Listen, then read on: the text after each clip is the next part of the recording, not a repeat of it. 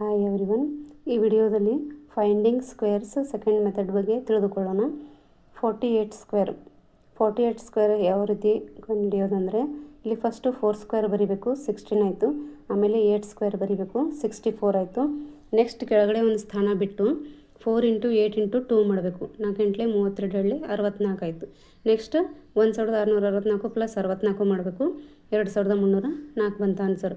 So 48 square ಏನಾಯ್ತು ಇಲ್ಲಿ 2304.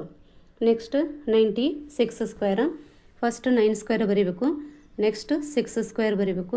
ಕೆಳಗಡೆ ಒಂದು ಸ್ಥಾನ ಬಿಟ್ಟು 9 × 6 × 2 ಮಾಡಬೇಕು, 108 ಬರುತ್ತೆ. ಸೊ 8136 + 108 ಮಾಡಿದ್ರೆ 9216 ಬಂತು. ಸೊ 96 ಸ್ಕ್ವೇರ್ ಏನಾಯ್ತು ಇಲ್ಲಿ 9216 ಆಯಿತು. ನೆಕ್ಸ್ಟ್ 123 123 ಸ್ಕ್ವೇರನ್ನು ಯಾವ ರೀತಿ ಕಂಡುಹಿಡಿಯೋದಂದರೆ, ಫಸ್ಟು 1 ಸ್ಕ್ವೇರ್ ಬರೀಬೇಕು, ಆಮೇಲೆ 2 ಸ್ಕ್ವೇರ್ 4 ಆಗುತ್ತೆ.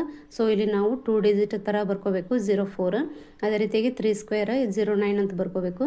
ನೆಕ್ಸ್ಟ್ ಕೆಳಗಡೆ ಒಂದು ಸ್ಥಾನ ಬಿಟ್ಟು 12 × 3 × 2 ಮಾಡಬೇಕಿಲ್ಲಿ, 12 × 3 × 2 ಮಾಡಬೇಕು. 12 3 36 36 72 ಆಯಿತು.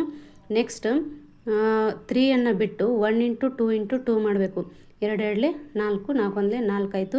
ಇದನ್ನು ಎರಡನೇ ಸ್ಕ್ವೇರ್ ಏನಿದೆಯಲ್ಲ 04, ಅದರಲ್ಲಿ ಒಂದು ಸ್ಥಾನ ಬಿಟ್ಟು 4 ಬರೀಬೇಕು, 0 ಕೆಳಗೆ ಇಲ್ಲಿ 4 ಬರೀಬೇಕು. ನೆಕ್ಸ್ಟ್ ಇವೆಲ್ಲ ಸೇರಿಸಿದ್ರೆ 15129 ಆಯಿತು. ಸೊ ಇಲ್ಲಿ 123 ಸ್ಕ್ವೇರ್ ಏನಾಯಿತು 15129.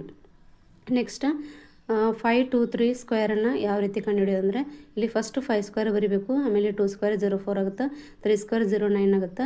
ನೆಕ್ಸ್ಟ್ ಕೆಳಗಡೆ ಒಂದು ಸ್ಥಾನ ಬಿಟ್ಟು 52 × 3 × 2 ಮಾಡಬೇಕು, 6 12 6 30 31 312 ಆಗುತ್ತೆ. 52 × 3 × 2 ಮಾಡಿದರೆ 312 ಆಯಿತು.